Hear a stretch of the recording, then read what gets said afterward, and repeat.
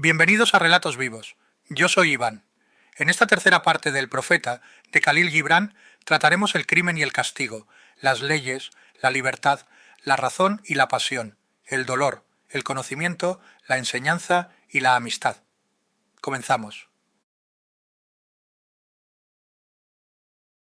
El crimen y el castigo. Entonces, uno de los jueces de la ciudad se adelantó y dijo: «Háblanos del crimen y el castigo». Y él respondió diciendo: «Es cuando vuestro espíritu va vagando en el viento que vosotros, solos y sin guarda, cometéis una falta para con los demás, y por lo tanto para con vosotros mismos, y, por tal falta cometida, debéis llamar a la puerta del buenaventurado y esperar por un momento. Como el océano es vuestro Dios personal. No conoce los caminos del topo, ni busca los agujeros de la serpiente. Bud, vuestro Dios personal, no habita solo en vuestro ser. Mucho en vosotros es aún hombre, y mucho en vosotros no es hombre todavía, sino un pigmeo informe que camina dormido en la niebla, en busca de su propio despertar, y del hombre en vosotros quiero yo hablar ahora, porque es él, y no vuestro Dios personal, ni el pigmeo en la niebla el que conoce el crimen y el castigo del crimen. A menudo os he oído hablar de aquel que comete una falta como si no fuera uno de vosotros, sino un extraño y un intruso en vuestro mundo. Pero yo os digo que así como el santo y el justo no pueden elevarse más allá de lo más alto que existe en cada uno de vosotros, así el débil y el malvado no pueden caer más bajo que lo más bajo que está también en vosotros. Y, así como una sola hoja no se vuelve amarilla, sino con el silencioso conocimiento del árbol todo. Así, el que falta no puede hacerlo sin la voluntad oculta de todos vosotros. Como una procesión, marcháis juntos hacia vuestro Dios personal. Sois el camino, y sois los caminantes. Y, cuando uno de vosotros cae, cae para que los que le siguen no tropiecen en la misma piedra. ¡Ay! Y cae por los que le precedieron, por aquellos que, siendo de paso más rápido y seguro, no removieron, sin embargo, la piedra del camino. Y esto aún, aunque las palabras pesen duramente sobre vuestros corazones. El asesinado no es irresponsable de su propia muerte, y el robado no es libre de culpa al ser robado. El justo no es inocente de los hechos del malvado, y el de las manos blancas no está limpio de lo que el felón hace. Sí, el reo es, muchas veces, la víctima del injuriado, y aún más a menudo el condenado es el que lleva la carga del sin culpa. No podéis separar al justo del injusto ni al bueno del malvado, porque ellos se hallan juntos ante la faz del sol, así como el hilo blanco y el negro están tejidos juntos. Y cuando el hilo negro se rompe, el tejedor debe examinar toda la tela y examinar también el telar. Si alguno de vosotros trajera a juicio a la mujer infiel, haced que pesen también el corazón de su marido en la balanza, y midan su alma con medidas. Y haced que aquel que azotaría al ofensor mire en el espíritu del ofendido. Y si alguno de vosotros castigara en nombre de la justicia y descargara el hacha en el árbol malo, haced que mire las raíces, y encontrará, en verdad, las raíces de lo bueno y lo malo, lo fructífero y lo estéril juntos y entrelazados en el silente corazón de la tierra. Y vosotros, jueces, que debéis ser justos, ¿qué juicio pronunciaríais sobre aquel que, aunque honesto en la carne, fuera un ladrón en espíritu? ¿Qué pena impondríais al que destruye la carne y es, él mismo, destruido en el espíritu? ¿Y cómo juzgaríais a aquel que es, en acción, un opresor y un falso, pero que es, sin embargo, también agraviado y ultrajado? ¿Y cómo castigaríais a aquellos cuyo remordimiento es ya mayor que su falta? ¿No es el remordimiento la justicia administrada por la ley misma que desearíais servir? Sin embargo, no podréis cargar al inocente de remordimiento, ni librar de él el corazón del culpable. Vendrá el remordimiento espontáneamente en la noche, para que los hombres se despierten y se contemplen a ellos mismos. Y vosotros, que pretendéis entender de justicia, ¿cómo podréis hacerlo si no miráis todos los hechos en la plenitud de la luz? Sólo así sabréis que el erecto y el caído no son sino un solo hombre, de pie en el crepúsculo, entre la noche de su yo pigmeo y el día de su Dios personal, y que la coronación del templo no es más alta que la piedra más baja de sus cimientos. Las leyes. Dijo entonces un abogado: ¿Pero qué nos decís de nuestras leyes, maestro? Y él respondió: Os deleitáis dictando leyes, y no obstante gozáis más violándolas. Como los niños que juegan a la orilla del océano y levantan con constancia torres de arena y con risas las destruyen luego. Pero, mientras construís vuestras torres, el océano trae más arena a la playa, y cuando las destruís, el océano ríe con vosotros. En verdad, el océano ríe siempre con el inocente. Pero, aquellos para quienes la vida no es un océano y las leyes de los hombres no son castillos de arena, sino para quienes la vida es una roca, y la ley un cincel con el que la tallarían a su gusto, ¿qué del lisiado que odia a los que danzan? ¿Qué del buey que ama su yugo y juzga al alce y al ciervo del bosque como descarriados y vagabundos? Y la vieja serpiente, que no puede librarse de su piel y llama a todos los demás desnudos y desvergonzados? Y de aquel que llegó temprano a la fiesta de bodas y cuando está cansado y harto se aleja diciendo que todas las fiestas son inmorales y los concurrentes violadores de la ley? ¿Qué diré de ellos, sino que están también a la luz del sol, pero dando al sol la espalda? Ven solo sus sombras, y sus sombras son sus leyes. ¿Qué es el sol para ellos, sino algo que produce sombras? ¿Y qué es el reconocer las leyes, sino el encorvarse y rastrear sus sombras sobre la tierra? Pero a vosotros, que camináis mirando al sol, ¿qué imágenes dibujadas en la tierra pueden conteneros? Y si vosotros viajáis con el viento, ¿qué veleta dirigirá vuestro andar? ¿Qué ley humana os atará si rompéis vuestro yugo lejos de la puerta de las prisiones de los hombres?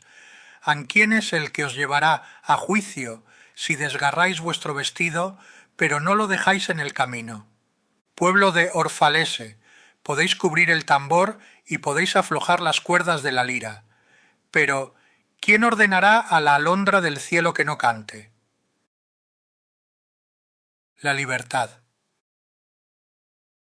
Y un orador dijo: Háblanos de la libertad. Y él respondió: A las puertas de la ciudad y a la lumbre de vuestro hogar, yo os he visto postraros y adorar vuestra propia libertad. Así como los esclavos se humillan ante un tirano y lo alaban aun cuando los mata. ¡Ay! En el jardín del templo y a la sombra de la ciudadela he visto a los más libres de vosotros usar su libertad como un yugo y un dogal. Y mi corazón sangró en mi pecho porque sólo podéis ser libres cuando aún el deseo de perseguir la libertad sea un arnés para vosotros, y cuando dejéis de hablar de la libertad como una meta y una realización. Seréis en verdad libres, no cuando vuestros días estén libres de cuidado, ni vuestras noches de necesidad y pena, sino, más bien, cuando esas cosas rodeen vuestra vida, y sin embargo os elevéis sobre ellas desnudos y sin ataduras. ¿Y cómo os elevaréis más allá de vuestros días y vuestras noches, a menos que rompéis las cadenas que, en el amanecer de vuestro entendimiento, atasteis alrededor de vuestro mediodía? En verdad, eso que llamáis libertad es la más fuerte de esas cadenas, a pesar de que sus eslabones brillen al sol y deslumbren vuestros ojos. ¿Y qué sino fragmentos de vuestro propio yo desecharéis para poder ser libres? Si es una ley injusta la que deseáis abolir, esa ley fue escrita con vuestra propia mano, sobre vuestra propia frente. no podéis borrarla quemando vuestros códigos, ni lavando la frente de vuestros jueces, aunque vaciéis el mar sobre ella. Y, si es un déspota el que queréis destronar, ved primero que su trono, erigido dentro de vosotros, sea destruido. Porque, ¿cómo puede un tirano mandar a los libres y a los dignos, sino a través de una tiranía en su propia libertad y una vergüenza en su propio orgullo? Y si es una pena lo que queréis desechar, esa pena fue escogida por vosotros más que impuesta a vosotros. Y si es un miedo el que queréis disipar, la sede de ese miedo está en vuestro corazón, y no en la mano del ser temido. En verdad, todas las cosas se mueven en vosotros como luces y sombras apareadas. Y cuando la sombra se desvanece y no existe más, la luz que queda se convierte en sombra en otra luz. Y así, vuestra libertad, cuando pierde sus grillos, se convierte ella misma en el grillo de una libertad mayor. La razón y la pasión. Y la sacerdotisa habló de nuevo: Háblanos de la razón y la pasión. Y él respondió diciendo: Vuestra alma es, a veces, un campo de batalla sobre el que vuestra razón y vuestro juicio combaten contra vuestra pasión y vuestro apetito. Desearía poder ser el pacificador de vuestra alma y cambiar la discordia y la rivalidad de vuestros elementos en unidad y melodía. Pero, ¿cómo lo haré, a menos que vosotros mismos seáis también los pacificadores? No, los amigos de todos vuestros elementos. Vuestra razón y vuestra pasión son el timón y las velas de vuestra alma viajera. Si vuestras velas o vuestro timón se rompieran, no podríais más que agitaros e ir a la deriva, o permanecer inmóviles en medio del mar. Porque la razón, gobernando sola, es una fuerza limitadora y la pasión, desgobernada, es una llama que se quema hasta su propia destrucción. Por lo tanto, haced que vuestra alma exalte a vuestra razón a la altura de la pasión, para que cante, y dirigid vuestra pasión con el razonamiento, para que ella pueda vivir a través de su diaria resurrección, y como el ave fénix se eleve de sus propias cenizas. Desearía que consideraseis vuestro propio juicio y vuestro apetito como dos queridos huéspedes. No honraríais con seguridad a uno más que al otro, porque quien es más atento con uno de ellos pierde el amor y la fe de ambos. Entre las colinas, cuando os sentéis a la sombra fresca de los álamos, compartiendo la paz y la serenidad de los campos y praderas distantes, dejad que vuestro corazón diga en silencio: Dios descansa en la razón. Y cuando llegue la tormenta y el viento poderoso sacuda el bosque y los truenos y relámpagos proclamen la majestad del cielo, dejad a vuestro corazón decir sobrecogido: Dios se mueve en la pasión. Y, ya que sois un soplo en la esfera de Dios y una hoja en el bosque de Dios, deberíais descansar en la razón y moveros en la pasión. El dolor. Y una mujer pidió: Háblanos del dolor. Y él dijo: Vuestro dolor es la ruptura de la celda que encierra vuestra comprensión. Así como la semilla de la fruta debe romperse para que su corazón se muestre al sol, así debéis vosotros conocer el dolor. Y, si pudierais mantener vuestro corazón maravillado ante los diarios milagros de la vida, vuestro dolor no os parecería menos prodigioso que vuestra alegría, y aceptaríais las estaciones de vuestro corazón así como habéis aceptado siempre las estaciones que pasan sobre vuestros campos, y esperaríais con serenidad a través de los inviernos de vuestra pena. Mucho de vuestro dolor es elegido por vosotros mismos. Es la porción amarga con la que el médico que hay dentro de vosotros cura vuestro ser enfermo. Por tanto, confiad en el médico, y bebed el remedio en silencio y tranquilidad, porque su mano, aunque dura y pesada, guiada está por la tierna mano del invisible.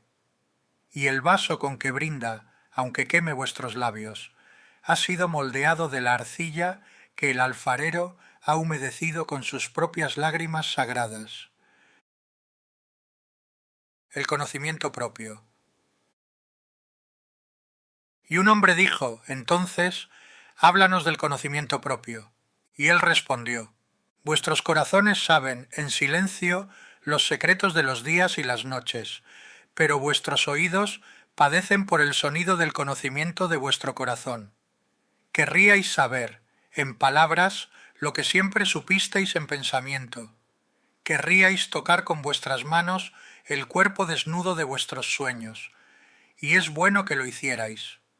El manantial esconcido de vuestra alma necesita brotar y correr murmurando hacia el mar, y el tesoro de vuestros infinitos arcanos sería revelado a vuestros ojos. Pero no pongáis balanzas para pesar vuestro tesoro desconocido, y no registréis los arcanos de vuestro conocimiento con palos ni sondas, porque el yo es un mar inconmensurable. No digáis, he hallado la verdad, sino más bien, he hallado una verdad. No digáis, he encontrado el alma caminando en mi senda, porque el alma camina sobre todas las sendas. El alma no camina en línea recta, ni crece como un bambú. El alma se despliega como un loto de innumerables pétalos. El enseñar. Dijo entonces un maestro, háblanos del enseñar. Y él respondió, nadie puede revelarnos más de lo que reposa ya dormido a medias en el alba de nuestro conocimiento. El maestro que camina a la sombra del templo, en medio de sus discípulos, no les da de su sabiduría, sino más bien de su fe y de su afecto. Si él es sabio de verdad, no os pedirá que entréis en la casa de su sabiduría, sino que os guiará, más bien, hasta el umbral de vuestro propio espíritu. El astrónomo puede hablaros de su comprensión del espacio, pero no puede daros ese conocimiento. El músico puede cantaros el ritmo que existe en todo ámbito, pero no puede daros el oído que detiene el ritmo, ni la voz que le hace eco. Y el que es versado en la ciencia de los números puede hablaros de las regiones del peso y la medida, pero no puede conduciros a ellas.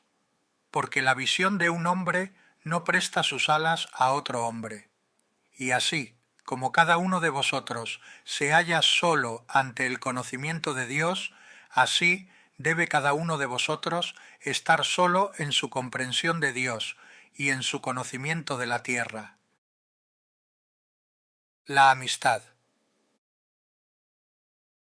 Un joven dijo, háblanos de la amistad. Y él respondió, vuestro amigo es la respuesta a vuestras necesidades. Él es el campo que plantáis con amor y cosecháis con agradecimiento, y Él es vuestra mesa y vuestro hogar, porque vosotros vais hacia Él con vuestro hambre y lo buscáis con sed de paz. Cuando vuestro amigo os hable francamente, no temáis vuestro propio no, ni detengáis el sí, y cuando Él esté callado, que no cese vuestro corazón de oír su corazón, porque sin palabras, en amistad, todos los pensamientos, todos los deseos, todas las esperanzas nacen y se comparten en espontánea alegría. Cuando os separéis de un amigo, no sufráis, porque lo que más amáis en él se aclarará en su ausencia, como la montaña es más clara desde el llano para el montañés. Y no permitáis más propósito en la amistad que el ahondamiento del espíritu, porque el amor, que no busca más que la aclaración de su propio misterio, no es amor sino una red lanzada, y solamente lo inútil es cogido. Y haced que lo mejor de vosotros sea para vuestro amigo. Si él ha de conocer el menguante de vuestra marea, que conozca también su creciente. Porque, ¿qué amigo es el que buscaréis para matar las horas? Buscadlo siempre para vivir las horas, porque Él está para llenar vuestra necesidad, no vuestro vacío, y en la dulzura de la amistad dejad que haya risas y placeres compartidos, porque en el rocío de las cosas pequeñas el corazón encuentra su mañana y se refresca. En esta tercera parte, el profeta entra en algunos de los temas más profundos y difíciles de la vida humana: la culpa, la ley, la libertad, la razón, la pasión, el dolor, el conocimiento, la enseñanza y la amistad. Aquí Gibran nos lleva a mirar dentro de nosotros sin máscaras. Cuando habla del crimen y el castigo, no parece interesado solo en señalar culpables. Nos invita a entender que el mal no siempre nace de un lugar simple. Muchas veces nace de heridas, de ignorancia, de hambre interior, de una separación profunda entre la persona y su propia luz. Eso no significa justificarlo todo. Significa mirar con más profundidad, porque juzgar es fácil, comprender es mucho más difícil. Al hablar de las leyes y la libertad aparece otra idea poderosa. Podemos vivir rodeados de normas y aún así estar perdidos por dentro. Y también podemos creer que somos libres cuando en realidad somos esclavos de nuestros miedos, de nuestros deseos o de nuestra necesidad de aprobación. La verdadera libertad no es hacer cualquier cosa. La verdadera libertad es conocerse, dominarse, elegirse y vivir con conciencia.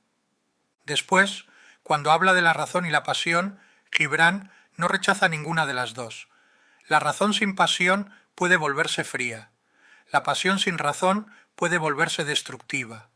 La vida necesita equilibrio, mente y corazón, fuego y claridad, impulso y dirección. Y en medio de todo aparece el dolor. Ese dolor que nadie busca, pero que tantas veces nos transforma. El dolor puede encerrarnos, pero también puede abrirnos. Puede endurecernos o volvernos más compasivos. La enseñanza, el conocimiento y la amistad completan esta parte como caminos de encuentro. Aprender no es llenar la mente de palabras. Enseñar no es imponer. Y la amistad no es solo compañía, es una forma de descanso del alma. Esta tercera parte nos deja una pregunta muy profunda. ¿Qué clase de libertad estamos buscando? Porque quizá no basta con estar libres por fuera. Quizá también necesitamos liberar lo que llevamos dentro. Gracias por escuchar esta tercera parte de El Profeta en Relatos Vivos. Si esta reflexión te ha acompañado, suscríbete y continúa conmigo en la parte final. Que tengas paz.